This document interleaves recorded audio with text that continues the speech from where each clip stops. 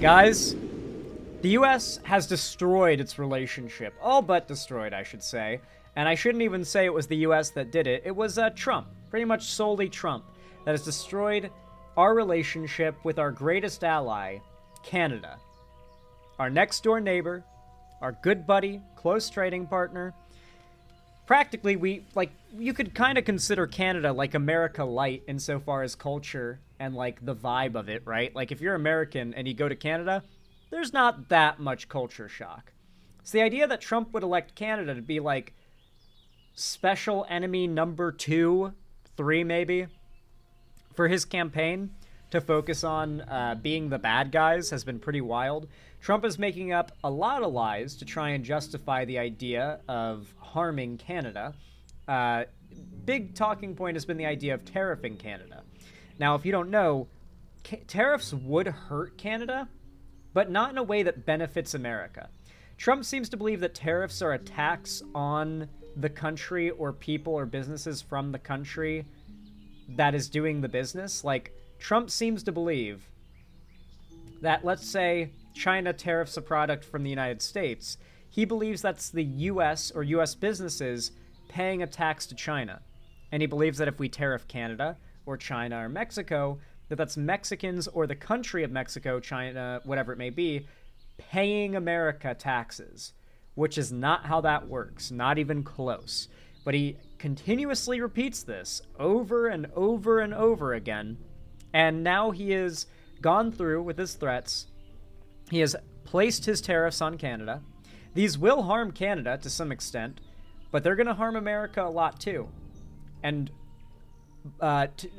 Trudeau has decided that in response, there is going to be tariffs on America and quite a few other responses. Canada is basically all but, boycotting America, basically. Since today is when all this went through, Trudeau came out. He did a big old speech about it, and I have not watched a moment of this yet, so we're going to be watching it for the first time, me seeing it for the first time blind. Let's see what Trudeau had to say. The United States launched a trade war against Canada, their closest partner and ally, their closest friend. At the same time, they're talking about working positively with Russia, appeasing Vladimir Putin. Someone had like an image where it's like, I think Bal sent me the image. It's like Trudeau normally, and it's like a picture of him looking like very soy and kind of beta-esque. And that's Trudeau during a national crisis, and it's him looking like this, where he kind of looks almost Chad-like. Bal sent me that meme, who is Canadian, by the way. It's a very good meme. Putin, a lying, murderous dictator. Make that make sense. Canadians are reasonable, and we are polite, but we will not back down from a fight. Not when our country and the well-being of everyone in it is at stake. At the moment, the U.S. tariffs came into effect in the early hours of this morning, and so did the Canadian response. Damn. Canada will be implementing 25% tariffs against $155 billion worth of American goods, starting with tariffs on $30 billion worth of goods immediately, and tariffs on the remaining $125 billion of American products in 21 days' time. Encore aujourd'hui, on se voit forcé d'imposer des droits. Dude, I love Canada because sometimes, like, you just see some guy go from speaking like the most like bland English you've ever heard, just speaking French out of nowhere. Out of nowhere, it just happens. It's completely normal in Canada. It's just like, yeah, I mean, I was gonna go to the grocery store and then, oh hey, yeah, I can't speak French, so I'm just gonna be racist about it and make up French words. Oui, oui. You know, like, it's wild, dude. It's wild. Well, now so true. It's real as fuck. Find ourselves forced to introduce 25% tariffs on $155 billion of U.S. merchandise. De marchandises américaines, excusez-moi.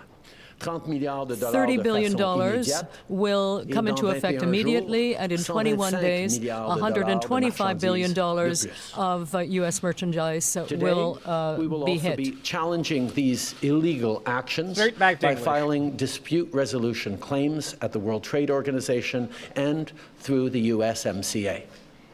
But in the meantime, our tariffs will remain in place until the U.S. tariffs are withdrawn, and not a moment sooner. Base. And should these tariffs not cease, we are in active and ongoing discussions with provinces and territories to pursue several non-tariff measures, measures which will demonstrate that there are no winners in a trade war. Now, just like I did a month ago, I want to speak first directly to the American people. We don't want this. We want to work with you as a friend and ally. And we don't want to see you hurt either. But your government... I do like how Trudeau is compassionate in his rhetoric towards the American people, and Canadians don't really come off as like hateful towards the American people. It's very much like a significant amount of you voted for this guy, but this guy is the one that we're taking issue with, Trump. The motherfucker who put these tariffs into place, who refuses to understand basic economics and insists on starting a global trade war with all of the U.S.'s biggest trading partners, as if that's going to be good for the country, or good for any of our allies either. It's not good for us, it's not good for our allies, and it's frankly not good for, after this administration, our future relationships with our allies. The fact that America is so spontaneous and inflammatory that America, your biggest ally, might turn on you every 4 years. Every administration could be a dice roll. Every election is a dice roll as to whether or not your ally, the people of your biggest allied country, are going to vote for a guy who just outright betrays you to like North Korea and Russia and China, which is what Trump is doing right now. He gets along best with basically tyrants and dictators, from Kim Jong-un to Netanyahu to Putin. These are the people he gets along with best. He does not get along with people who are leaders of the free world like Trudeau. They are the people he gets into the most fights with, funnily enough. Has chosen to do this to you. As of this morning, markets are down, and inflation is set to rise dramatically all across your country. Your government has chosen to put American jobs at risk, at the thousands of workplaces that succeed because of materials from Canada, or because of consumers in Canada, or both. They've chosen to raise costs for American consumers on everyday essential items like groceries and gas, on major purchases like cars and homes, and everything in between. They've chosen to harm American national security, impeding access to the abundant critical minerals, energy, building materials, and fertilizers that we have and that the United States needs to grow and prosper. This is all true, but Trump refuses to accept it, and most of his base has to refuse to accept it too, in order to continue to pretend like Trump is a smart person who knows what he's doing. Like, the reality is this: America, or I should say Trump, is dooming America, and their like delusion can only get them so far. They've chosen to launch a trade war that will, first and foremost, harm American families. They've chosen to sabotage their own agenda that was supposed to usher in a new golden age for the United States. And they've chosen to undermine the incredible work we've done together to tackle the scourge that is fentanyl, a drug that must be wiped from the face of the earth. So on that point, let me be crystal clear. There is absolutely no justification or need whatsoever for these tariffs today. Now, the legal pretext your government is using to bring in these tariffs is that Canada is apparently unwilling to help in the fight against illegal fentanyl. Well, That's one of them. Trump also likes to lie and claim that America is paying hundreds of millions or hundreds of billions, I forget which the number is, in subsidies to Canada. This is just not true, just objectively not true. What Trump is confusing with the concept of subsidies is a trade deficit, meaning that America buys more from Canada than Canada buys from American businesses. I shouldn't say America buys from Canada or Canada buys from America. I should say American citizens buy more products manufactured in Canada and shipped to America onto our store shelves than Canadians buy things manufactured in America and shipped to Canada to be sold on their store shelves. And the reason for that is America's economy, for about the last 60 years, has slowly but surely, to the point where now it's very much the case, we are not a manufacturing economy. We don't really produce much. We've got a pretty strong agricultural industry for now. But besides that, America doesn't produce a lot of stuff that is being bought overseas.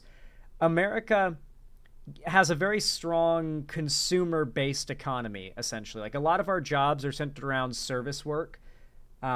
Like, you're not necessarily manufacturing and selling a product, certainly not overseas. You're usually, like, providing a service. That's, like, a lot of jobs in America. And it's because that's what our economy is built around. And it's actually very successful. It's worked out very well for our country in the historically. We're kind of at the top of the totem pole for now.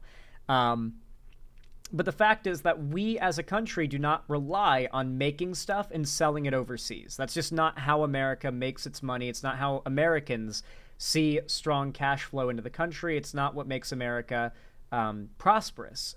We don't need it. It's not how we do things. We have a far more, you could argue, advanced economy than many other countries that still rely so heavily on manufacturing and exporting in order to keep their dollar worth something, Instead, America and Americans are so wealthy and have so much wealth to spend that we buy so much from overseas for cheaper, mind you, because this outsourcing of labor and manufacturing is why, for instance, iPhones aren't $1,000 more expensive than they are. Because if they were manufactured in America, they would be about $1,000 more expensive minimum, right? So we're very used to buying things a lot cheaper than they would be otherwise due to this outsourcing of labor and manufacturing. Things are going to get more expensive just because of the tariffs, and if we are not able to manufacture in the cheapest places anymore due to said tariffs in those countries, we're just going to manufacture somewhere where it's more expensive to do so. And assuming Trump doesn't just bring the tariffs over to those countries next, it's just going to mean things get more expensive for us to buy from overseas no matter what. We don't have a strong American manufacturing industry, and that can't be done in 4 years. But these tariffs are out of the gate. These tariffs are happening now. Things from Canada are already in the stores, starting tomorrow, I guess, going to be more expensive. And there's nothing you can do to reverse that or stop it unless Trump goes back on the tariff thing. Trump fundamentally refuses. He doesn't just not understand economics. He refuses to allow anyone to explain economics to him. That is totally false. Let's look at the facts. Our border is already safe and secure.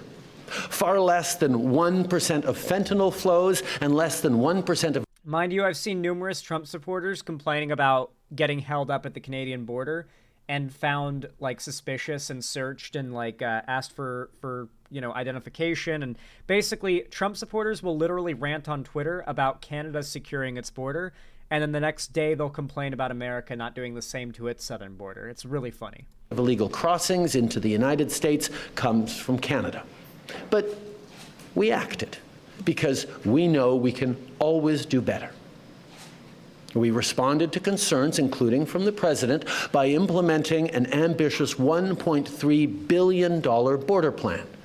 A border plan that includes generational investments in new AI and imaging tools to stop the flow of fentanyl in its tracks, stronger coordination and information sharing with American agencies, along with the deployment of drones, helicopters, and additional personnel to keep our border secure. I'm going to be real. Donald Trump was the best thing to ever happen to Trudeau's political career. Can we all be honest? Can we all be honest and say that that's real as fuck? Trump is the best thing to happen to this man's political career. Period. Now, a month ago, as part of an agreement with the United States that paused the tariffs, we made further commitments. We appointed Kevin Brosseau as our fentanyl czar, a man who dedicated his multi-decade career in law enforcement to combating organized crime networks and drug trafficking. You have to, okay, fentanyl czar is funny as fuck.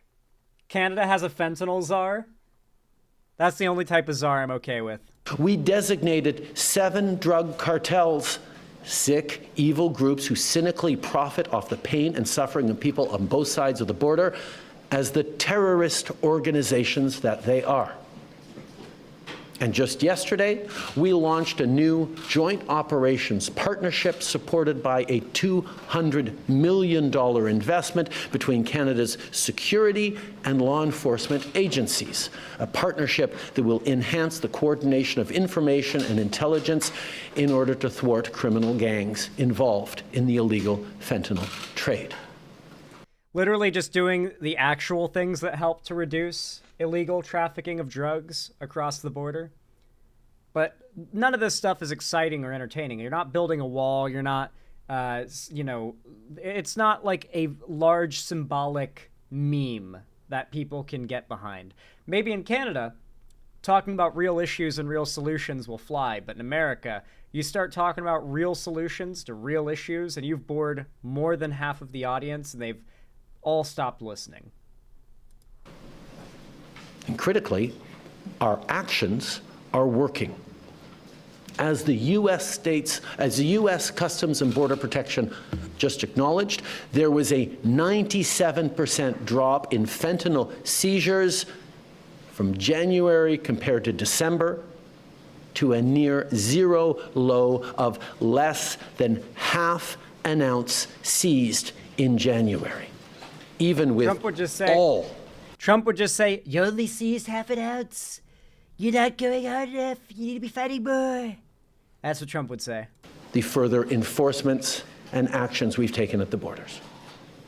In sum, we stepped up.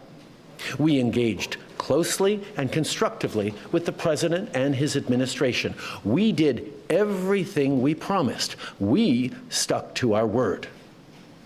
And we did it because we believe in working together to protect our citizens.